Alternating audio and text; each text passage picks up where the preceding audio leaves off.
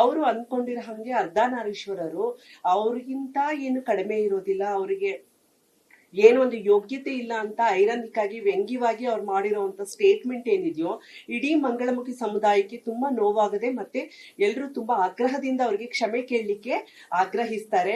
ಯಾಕೆಂದ್ರೆ ಅವ್ರು ಮಾಡಿರೋವಂಥದ್ದು ಅವ್ರು ಮಾತಾಡಿರೋವಂಥದ್ದು ಈ ಸಮುದಾಯ ಯಾವತ್ತಿಗೂ ಕ್ಷಮಿಸೋದಿಲ್ಲ. ಅವ್ರು ಹೇಳ್ತಾರೆ ಮಂಗಳಮುಖಿಯರು ಅಂತ ಹೇಳಿದ್ರೆ ಅವ್ರು ಯಾವುದಕ್ಕೂ ಅನ್ಫಿಟ್ಟು ಅನ್ಲಾಯಕ್ಕು ಅವ್ರು ಯಾವುದೇ ಕೆಲಸಗಳನ್ನ ಮಾಡಕ್ ಆಗೋದಿಲ್ಲ ಅಂತ ಇನ್ನೂ ಅವರು 30-40 ವರ್ಷಗಳ ಹಿಂದೆನೆ ಇದ್ದಾರೆ. ಆದ್ರೆ ಅವ್ರಿಗೆ ಗೊತ್ತಿಲ್ಲ ಇವತ್ತು ಅವರು ನಮ್ಗೆ ಏನಾದ್ರೂ ಅವಕಾಶಗಳು ಸಿಕ್ಕಿದ್ರೆ ಅವ್ರದೇ ಪಕ್ಷದ ಅಧ್ಯಕ್ಷರಾದಂತ ರಾಹುಲ್ ಗಾಂಧಿ ಅವ್ರಿಗಿಂತನೂ ನಾವು ಅವ್ರ ಪಕ್ಷನಾಗ್ಲಿ ಅಥವಾ ಅವ್ರ ಕಾರ್ಯಕ್ಷಮತೆಗಿಂತ ನಾವು ತುಂಬಾ ದಕ್ಷತೆಯಿಂದ ಆಡಳಿತವನ್ನ ನಡೆಸ್ತೇವೆ ಅಂತ ಹೇಳಿ ಹರಿಪ್ರಸಾದ್ ಅವರು ತಿಳ್ಕೊಬೇಕಾಗತ್ತೆ. ಅವ್ರು ಯಾವ ರೀತಿಯಾಗಿ ಈ ತರ ಆಲೋಚನೆ ಮಾಡ್ತಾ ಇದಾರೋ ನಮಗೆ ಗೊತ್ತಾಗ್ತಾ ಇಲ್ಲ. ಸೊ ಹರಿಪ್ರಸಾದ್ ಅವ್ರು ಏನ್ ಹೇಳಿದಾರೋ ಈ ವಿಚಾರವನ್ನ ನಾವು ತುಂಬಾ ಖಂಡಿಸ್ತೀವಿ. ಹರಿಪ್ರಸಾದ್ ಅವರೇ, ನೀವು ತಿಳ್ಕೊಂಡಿರೋ ಹಂಗೆ ಮಂಗಳಮುಖಿಯರು ತುಂಬಾ ತುಚ್ಛವಾಗಿ ಜೀವನ ಮಾಡ್ತಾ ಇಲ್ಲ. ಅವಕಾಶ ಇಲ್ದಿರೋ ಅವರು ಭಿಕ್ಷೆಗೆ ಮಾಡ್ತಾ ಇದ್ದಾರೆ, ಲೈಂಗಿಕ ವೃತ್ತಿಯನ್ನ ಮಾಡ್ತಾ ಇದ್ದಾರೆ ಹೊರತು ನಿಮ್ಮ ಹಾಗೆ ಅವಕಾಶಗಳು ಸಿಕ್ಕಿದ್ರೆ ಖಂಡಿತ ನೀವು ದಕ್ಷಿಣ ಇದ್ರಲ್ಲಿ ಬೆಂಗಳೂರು ದಕ್ಷಿಣದಲ್ಲಿ ನೀವು ಕಾಂಪೀಟ್ ಮಾಡಿದ್ರೆ ಇವತ್ತಿನವರೆಗೂ ನೀವು ಗೆಲ್ಲಕ್ ಆಗಿಲ್ಲ.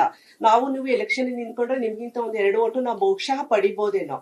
ಹಾಗಿರುವಾಗ ನಿಮ್ಗೆ ಕಾಂಗ್ರೆಸ್ ಅಲ್ಲಿ ಒಂದು ಸ್ಥಾನಮಾನ, ನಿಮ್ ಸ್ಥಾನಮಾನ ಏನು ಅಂತ ನೀವೇ ಒಂದ್ಸಲಿ ವಿಮರ್ಶೆ ಮಾಡ್ಕೋಬೇಕಾಗತ್ತೆ. ಬಿಜೆಪಿಯಲ್ಲಿ ನಮ್ಗೆ ಏನ್ ಮಾಡಿದ್ದಾರೆ ಎತ್ತ ಅಂತ ಕೇಳಿದ್ರೆ ಇವತ್ತು ಮಂಜಮ್ಮ ಜೋಗತಿ ಅವರು ಪದ್ಮಶ್ರೀ ಅವಾರ್ಡ್ ಅನ್ನ ಪಡೆದಿದ್ದಾರೆ. ಅದು ಬಿಜೆಪಿಯಿಂದ ಸಾಧ್ಯ ಆಗಿರೋದು.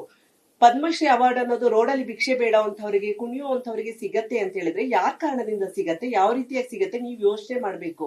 ಬಿಜೆಪಿ ಪಕ್ಷದ ಬಗ್ಗೆ ನೀವು ಹೇಳ್ತೀರಾ, ಬಿಜೆಪಿನಾದ್ರೂ ಮಂಜಮ್ಮ ಜೋಗತಿಗೆ ಪದ್ಮಶ್ರೀ ಅವಾರ್ಡ್ ಕೊಟ್ಬಿಟ್ಟು ಅವರಿಗೆ ಜಾನಪದ ಅಕಾಡೆಮಿ ಪ್ರೆಸಿಡೆಂಟ್ ಪೋಸ್ಟ್ ನ ಕೊಟ್ಟು ಅಡ್ಮಿನಿಸ್ಟ್ರೇಷನ್ ಅಲ್ಲಿ ಮಾಡ್ಲಿಕ್ಕೆ ಅವ್ರಿಗೆ ಅನುಕೂಲ ಮಾಡಿಕೊಟ್ಟಿದೆ. ಅವ್ರಿಗೆ ನಮ್ಮ ಘನತೆಯನ್ನ, ನಮ್ಮ ಸಮುದಾಯದ ಘನತೆಯನ್ನ ಎತ್ತಿ ಹಿಡಿದಿದೆ. ಯಡಿಯೂರಪ್ಪನವರು 1% ರಿಸರ್ವೇಶನ್ ಕೊಡೋದ್ರ ಮೂಲಕ ಇವತ್ತು ಎಷ್ಟೋ ಜನ ಮಂಗಳಮುಖಿಯರು ಸರ್ಕಾರಿ ಉದ್ಯೋಗಗಳಲ್ಲಿ ಗುರುತಿಸ್ಕೊಂಡಿದ್ದಾರೆ, ವಿಲೇಜ್ ಅಕೌಂಟೆಂಟ್ ಆಗಿದ್ದಾರೆ, ಮತ್ತೆ ಟೀಚರ್ಸ್ ಆಗಿದ್ದಾರೆ, ಬೇರೆ ಬೇರೆ ಗವರ್ಮೆಂಟ್ ಪೊಲೀಸ್ ಡಿಪಾರ್ಟ್ಮೆಂಟ್ ಅಲ್ಲಿ ಪ್ರಯತ್ನ ಮಾಡ್ತಾ ಇದ್ದಾರೆ. ಒಂದೊಂದೇ ಪುಟ್ಟಾಗಿ ಹೆಜ್ಜೆ ಇಟ್ಕೊಂಡು ಬರ್ತಾ ಇದ್ದಾರೆ.